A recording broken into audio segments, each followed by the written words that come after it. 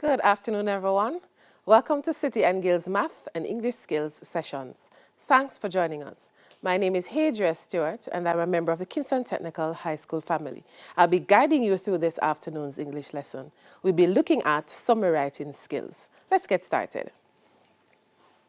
Now, of course, we're going to start today with our objectives. By the end of today's session, candidates should be able to do the following. 1, more accurately summarize sentences. 2, demonstrate a better understanding of the techniques of summary writing. And 3, reconstruct sentences by following given instructions. We want to make sure that we pay attention to instructions given and we follow them as best as we possibly can. Now, I have a challenge for you most days. Now, today's challenge is this. So I am thinking of a word from the 2021 Stage 2 word list that means able to adjust to new conditions. And all of us are doing that right now. Able to adjust to new conditions, and this word is an adjective. Now, you are going to tell me what that word is. So what is the word that I'm thinking of? Now, in another couple of minutes, I will ask you for the answer, and I hope that by then you will have it ready for me. So think about it. It's from the Stage 2 word list. So able to adjust to new conditions. Now here's our Did You Know feature for today. And I always try to share some valuable information with you related to our theme of climate change. Now, did you know that climate change can cause new patterns of pests and diseases to emerge, affecting plants, animals, and humans, and posing new risk for food security, food safety, and human health? Did you know that? Well, if you did not, you know now. So that is one of the reasons why we need to do all that we can to reduce the effects of climate change. So we're going to do a little revision, okay? So we're going to recap, and you will get a chance to test yourself to see how much you remember about summary writing. So we have done a few lessons on summary writing because it's very, very important. Remember that the information that you get from the source documents, you are sometimes, not all the time, but sometimes you are allowed to identify main points from those documents and to use those main points in your extended writing task. So you want to be able to express those main points in your own words, and you also want to be able to shorten them as well. So we're going to practice, because we know that practice makes perfect. And we really want you to work towards that distinction. So let's recap a little. And by now you should be able to answer this question quite easily. What is a summary?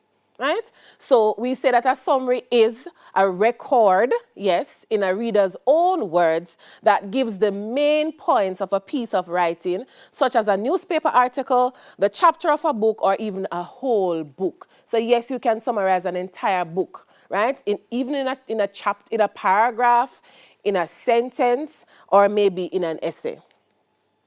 It is also possible to summarize something that you have heard. So you have to sharpen those listening skills as well, such as a lecture or something that you have seen and heard, such as a movie. And as I tell you, summary writing is something that we do every day.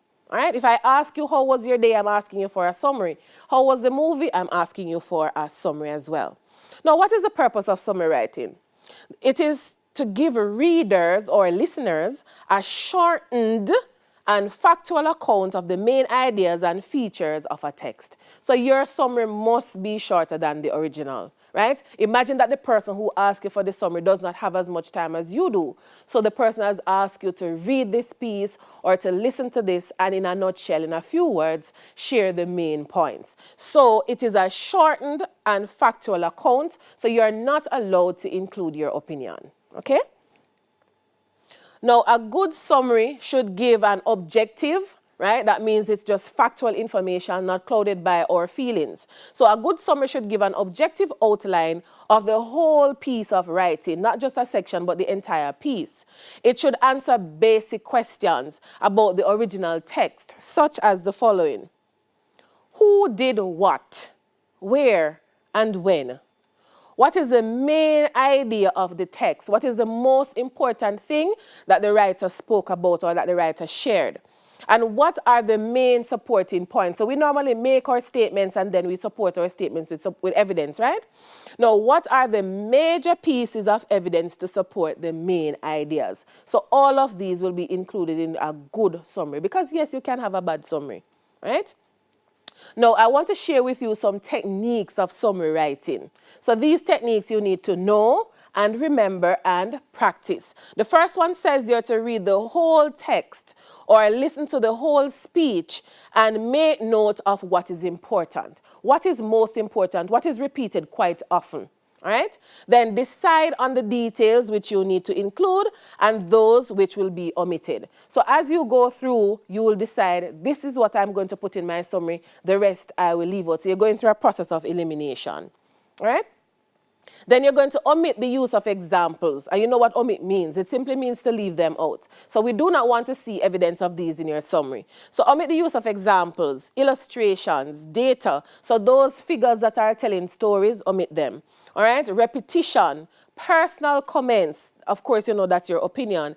Anecdotes, those short stories that are usually told to share an idea or to bring out a point. Quotations and figures of speech. Writers normally use these to illustrate their point or to support their main points. So when you are summarizing, you are not required to put them in your summary. All right? So they're there for your benefit and to help you to understand the original, but you do not put them back in your summary.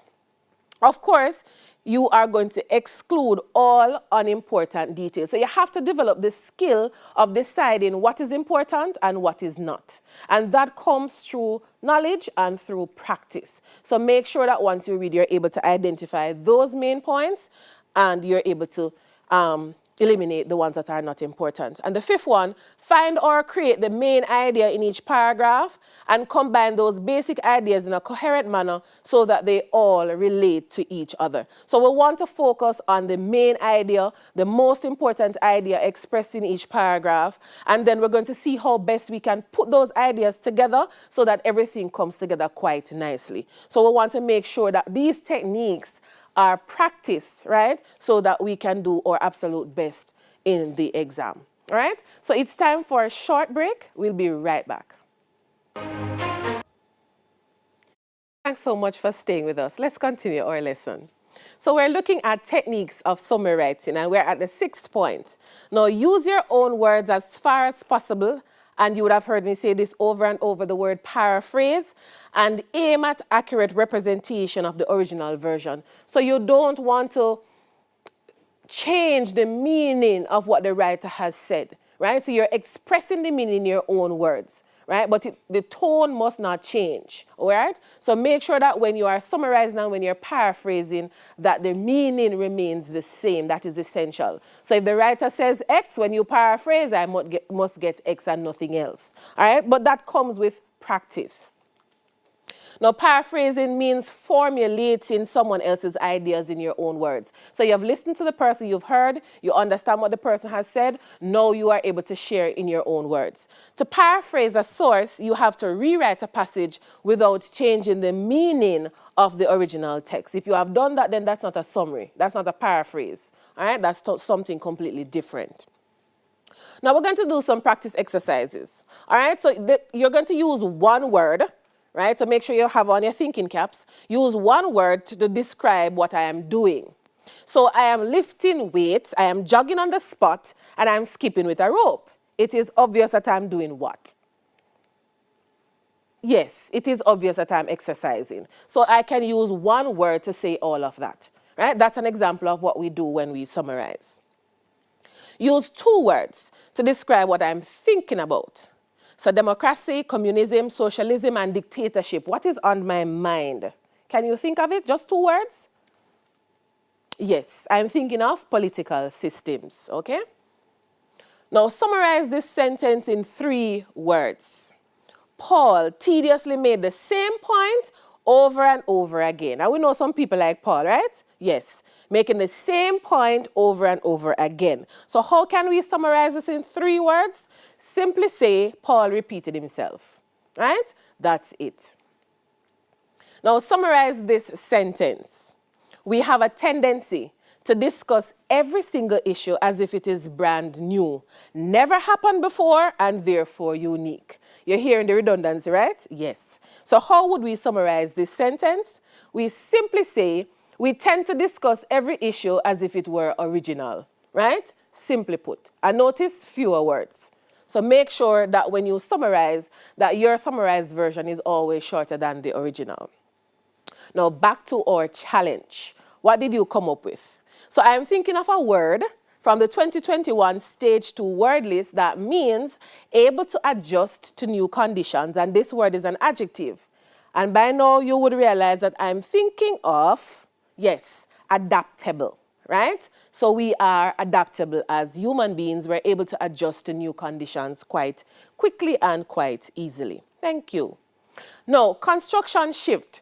We're going to look at this exercise. Now, if you're able to do this exercise comfortably, then you should also be able to paraphrase comfortably. All right? So whenever I'm teaching summary writing, I always do a lot of construction shift exercises, and I always do a lot of exercises focusing on equivalent sentences. All of those are to help you with your comprehension and with your expression. So we're going to spend some time doing some construction shift exercises.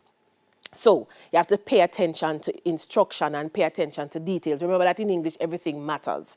So the instruction says, revise each of the following sentences in another way by beginning with the words given. Do not change the meaning of the sentence. Okay? So we're revising the sentence, we're expressing it another way, but the meaning must remain the same. Now for this exercise, you may have to make some changes to some words. You may have to add new words and take out some words. Okay, you can use your synonyms as well. Now here's the first one. It was difficult to travel under those conditions. You have to make sure that you understand the original sentence. If you do, then you can rephrase it. And the new sentence must begin with traveling. Okay? So originally, it was difficult to travel under those conditions. Rephrase the sentence now, beginning with traveling. So our new sentence would look like this and sound like this. Traveling under those conditions was challenging, or you could change challenging to say it was difficult. Here's another one. Sean was able to leave work early yesterday. How can we express this differently? This time it must begin with it was possible. So we say it was possible for Sean to leave work early yesterday. All right. The box is too big to fit into any of the cupboards. It's too big. Begin the new sentence with, this box is so big. So we would say that this box is so big that it cannot fit in any of the new cupboards. And as you're rephrasing the sentences, try to say them out aloud, because sometimes we're able to pick up the errors once we say the sentences aloud. Think them through, then say them aloud, and then make the corrections as you go along. Of all the magazines in the country, it is the most comprehensive. So it covers the widest areas, right? So begin this new sentence with it's the most. So we're going to have to make some changes here. So it's the most comprehensive magazine in the country. We're making a comparison here. Yes, so it's the most comprehensive magazine in the country. Now, sometimes the instruction changes, which is why it is important that you pay attention to every word. Make sure, even though I know in the exam room you're going to be watching time, you still want to make sure that you read carefully, right, and you understand what you're told to do so that you can follow the instructions clearly. So now you're going to revise each of the following sentences without changing its meaning. So we want to retain the meaning. Now this time you're to follow the instructions below each sentence. So you're not told to use what, you're not given a new beginning. Each sentence has its own instructions. So follow the instructions below each sentence. So let's look at this one. So the manager wants the staff to meet at the office this afternoon. So the instruction is that you're going to use like instead of wants. So we have a substitution going on here. So I've highlighted wants for you. So we're going to have to take out wants and put in like. And we may have to add another word or two to ensure that the sentence is grammatical. Okay? So here is our revised sentence. The manager would like the staff to meet at the office this afternoon. Same message, but expressed differently. Then here's another one. There is some hope that Dwayne will come to visit us. So we're going to use may instead of is. All right, and I've highlighted is for you right there. So there is some hope that Dwayne will come to visit us. We will rephrase it and say there may be, so notice I've added be, right? So there may be some hope of Dwayne coming to visit us. Same message, just said differently. This one says that the weather wasn't good enough for the outing we had planned. You're to substitute was so bad for wasn't good enough. So you have to look in the sentence where wasn't good enough is, and then now you're going to have to put was so bad in its place. So we can say the weather was so bad that we could not go on the outing we had planned. We could also say the weather was so bad that we were not able to go on the outing we had planned. So there are many different ways we could express the same thing, right? This one says he had decided to sell his car as he was having difficulty in keeping up with the payments. All right? So we're to change having difficulty to unable. So here's the revised sentence. He had decided to sell his car as he was unable to keep up with the payments. All right? So make sure that when you put the new word or the phrase in the sentence, the meaning remains the same. Just when I had plugged in the refrigerator, to my annoyance, the electricity went off. Now you're going to change just when to shortly. And when you're doing exercises like these, you can underline or highlight the phrase that you're supposed to change, all right? So I would say, shortly after I had plugged in the refrigerator, the electricity went off to my annoyance. So everybody must know that you were annoyed by what happened. This one says that the principal threatened the boys who are repeatedly late with suspension from school. So if they continue to be late, they're going to be suspended. So you're to change threatened to has threatened that. So take out a word and put in a phrase. So, or a revised sentence says, the principal has threatened that the boys who are continuously late to school will be suspended. And when you're doing these exercises, make sure that you have your thesaurus nearby. The minister says that work begins on the new health center next week. You're to substitute said for says, all right? So we have highlighted it already. So our new sentence will say, the minister said that, okay? Same phrase we would use for reported speech, right? Yes. So the minister said that work will begin on the new health center the following week. All right, so it's very, very important that you practice these exercises. And listen, you don't need to wait on the teacher to assign you these tasks, right? And there are so many resources that you can get on the internet. And remember that you can go on the City and Guilds website and download the specimen papers that are there and just practice, practice, practice. In our next lesson, we will focus on reading comprehension, all right? Now, of course, I'm going to leave a quote with you. Right, it says true success is all about working towards meaningful goals and dreams.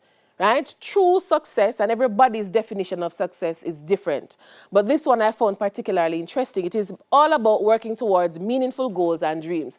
And where this subject is concerned, you should have some meaningful goals. And I know that when you get your results, you want to see distinction beside the English skills, both for the reading and writing aspect of the exam and the speaking and listening. And it will come if you practice, practice, practice.